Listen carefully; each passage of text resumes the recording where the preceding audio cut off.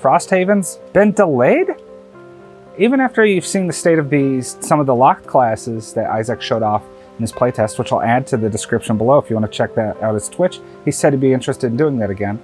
Despite that, it looks like between some other hiccups, we're not likely going to be seeing it on March. We're going to get into those details, including some other updates he gave us about some status effects, a few of which we've already seen before if you played the demo modules, but one particularly new one, and a lot of other updates, including the Wave 1.5, which includes updated updates to Forgotten Circles, which I think a lot of people really haven't discussed. But before we get into that, if you do want more Gloomhaven news, Frosthaven updates, and everything weekly live streams, be sure to like and subscribe. And these are all the topics we're going to be discussing in this video. So if you just want to skip the specific parts, check the description and I'll allow you to just navigate to the part that you just really want to hear. So Frosthaven has been delayed. It appears that not only from the amount of work that this is required with all the guest scenario designers, the planning of the whole campaign, which includes more scenarios than Gloomhaven did, and playtesting all the new classes, they may have taken on a little bit more than they can chew. Isaac did indicate that he has a minor hand injury and he will be doubtful for games for the next 6 weeks. Now for people who play fantasy football, that'll be familiar. But really what this amounts to is the amount of progress he's going to make, because he has the little ticky-tap at a computer. It's not going to be good with a recovering hand, so it's going to definitely be delaying Frosthaven. It's very doubtful we will be seeing Frosthaven March of 2021, but that's okay. It gives some of the play testers that are testing it time to really refine the classes, so maybe we won't see some Gloomhaven class power disparity that we did see in the original game. It is nice to know that they have made updates, like when they did from Gloomhaven 1 to 2nd edition, where you saw some classes like the Cthulhu and Scoundrel actually end up taking hits. So we'll see what these classes end up being like. I know a lot of people like me have played with the starters in the Frosthaven Delay module, which you can play on Tabletop Simulator. So if you want to check those guys out, the starters are actually really particularly fun. I'm fond of the Drifter and the Banner Spear, but a lot of people are really loving the Blink Bait. If you have jumped into that, you can see that there's some scenarios and include some interesting status effects. We have seen Brittle, which is a pretty powerful effect, but I think I actually saw some people playing the Frosthaven demo module, and they did screw it up just a little bit. Brittle says the next source of damage you would take, instead, double the damage. Cool. However, that means the next source of damage is doubled.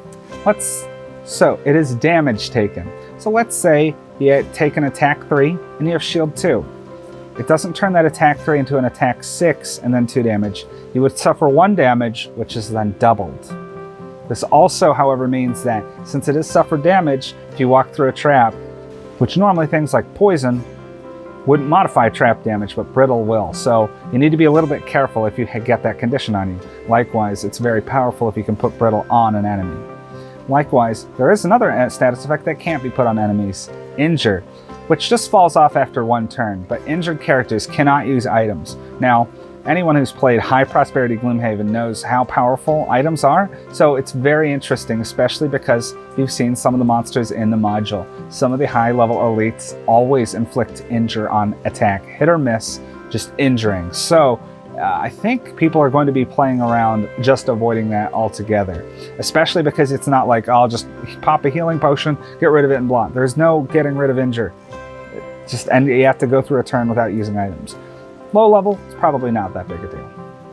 I'd already discussed Bane in other videos, and I am a little sad that it isn't retroactively changing some of the other classes, and those familiar with it, some of the executes, instant kills from Gloomhaven. I really wish we could get some of those classes changed, because Bane is still a very powerful status effect, but clearly not as good as just straight up removal. And I do think the straight up kill cards are incredibly powerful. So, but this seems like a very good workaround for it. And there aren't actually a lot of Bane effects from the starters in the early levels. So it's good to know that they're not being thrown out all willy-nilly. I am looking forward to seeing how this affects the state of the game without just straight up kill cards. Likewise, unfortunately, since Gloomhaven didn't have any kill effects on that target players, enemies can now Bane. There's actually in one of the demo little test scenarios that Isaac put out, there will be an enemy that just Banes you. if he can get within range, he will toss Bane on you. So that player goes, oh my goodness, how do I avoid this? 10 damage I'm about to get slammed by. So the fact that these cards can maybe force players to like lose cards or just, I need to get healed, because healing will remove Bane. And last but not least, on this wonderful rainy day, we're going to talk about the new status effect that a lot of people aren't familiar with, Ward. On the next source of damage you would take, cut it in half. Now, I think I like the sound of Ward. It just sounds almost magical and not like tanky like Shield. So I almost wonder if it would be cool to have castery-like guys being able to put wards up to kind of make them a little tanky, so you can like go into the almost. I always think it would be cool to do, you know, Spellweaver melee or tanky builds. It's clearly not viable. I know some people have tried it and they're, hey, look at what I've pulled off, and ultimately it just really doesn't compare to the, you know, Coldfire Inferno builds. But I think it would be cool if you had maybe some caster that was able to tank with Ward, and I'm looking forward to seeing some of these. And something tells me that enemies will be warding themselves too. So you're gonna have to watch and make sure you don't line up that big attack and then watch it just get cut in half. Wave 1 is already being sent. Some people have actually been like, hey, look what I got. And Wave 1.5 is also being processed, which will include the Forgotten Circles updates. Forgotten Circles has actually gotten, this isn't just a, hey, did you miss it? Because if you did, here, let's buy some Forgotten Circles. That's cool. But it also includes updates. There were some clarifications, fixing some text here and there, but a lot of that I haven't really seen people discuss. The new Diviner.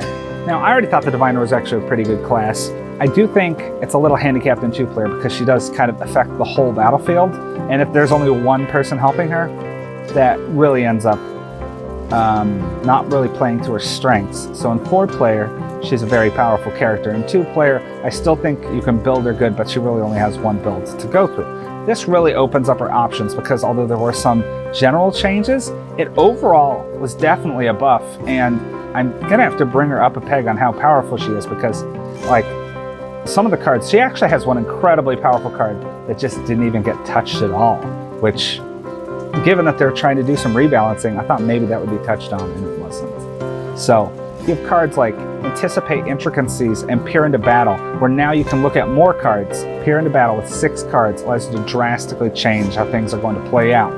That's so much control. A Bad Omen, although they removed the EXP from it, also changed it from a loss to just a discard. So Bad Omen goes from, all right, to, I think that we need to play this. Some enhancement dots, a couple silly ones got removed, but a bunch of them got moved, just completely added to new things or moved around from the target to the range. It's very interesting. There's actually a little bit too much to go into. I'm going to put in the comment below all the changes that were made to the Diviner. But what I think is interesting, like cards like Duality Shards, which I already kind of liked, got both ranges of the top and the bottom increased by 1. Call of the Nether got completely revamped.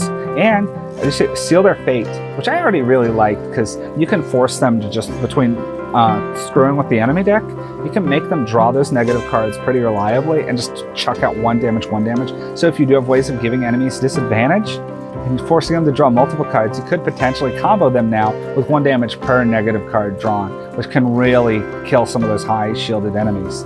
Now, what's a really good way to toss out disadvantage? Planar Fissure. Planar Fissure got completely untouched amidst all this. Now, it's one of those kind of semi-unassuming cards, because it's just an attack 3, but since you toss a Rift out into range 4 and then attack everything within range 2 of that Rift, that is a significant amount of hexes. It can target whole rooms, and I know some people compare this to a certain locked classes, a big AoE where you just blast a whole room. Attack 3 the whole room, you're able to dump as many items into this, and I know there's some really cool combos that some people have come up with. I untap this, I tap this, I untap this, and just chuck everything into one big attack. The Diviner can kind of do clearing rooms like that. And then, any survivors get muddled. So after you blow up this room, so if you have Seal Their Fate into play when you toss out this Planar Fissure, and watch them run towards you, and then attack with disadvantage and force them to draw those negatives and suffer more damage. This allows the Diviner to not only be able to control the battlefield, reduce incoming damage with disadvantage, but then they suffer more damage on top of that, effectively making them do everything except tanking, but she's reducing the damage coming out, so hey. I think you should all try out the new Diviner. It does look a lot better. I think it's one of the more powerful classes now. We actually have a bunch of new videos coming out this month. They were voted on by our Patreon poll. I'm going to give another shout out to Mad Scotsman, and thank you to Oscar, Ben, and Kristen for jumping on and helping us vote and shape the channel. So we are doing the Mind Thief this month, and we have a humor video and another top 10 video, as well as keeping up our live streams for Jaws of the Lion and our Gloomhaven campaign. That's about it for Frosthaven updates. It would be interesting to talk more about the classes that Isaac showed off in the playtest. However, he did say what's said in here stays in here, and I'd like to respect that. And I will actually, with Marcel and I were in the stream when he was streaming. If you'd like to engage in a discussion on these classes, be sure to follow him. Again, it's in the description. And when you'll get a notification that he goes live, and you can see us talking about it and engaging with them, kind of bouncing ideas on these classes. I think they are very interesting. Definitely a level of complexity above that of what we saw in Gloomhaven. So be sure to jump in that and check it out. Now, some people say, hey, I don't want spoilers, and that's cool too, because really though, that's one of the best parts about the game. And he's not playtesting Frosthaven scenarios. So you won't get any of the story spoilers, just class spoilers. So if you were a little bit worried about that, it's a good thing that he's like holding off on that, because he wants to keep that whole thing locked down. So you'll never have the whole plot of Frosthaven spoiled before you get to open your box next year. We'll be doing another Gloomhaven Frosthaven update next month. We're doing streams every week. So remember to like and subscribe, and thank you for watching.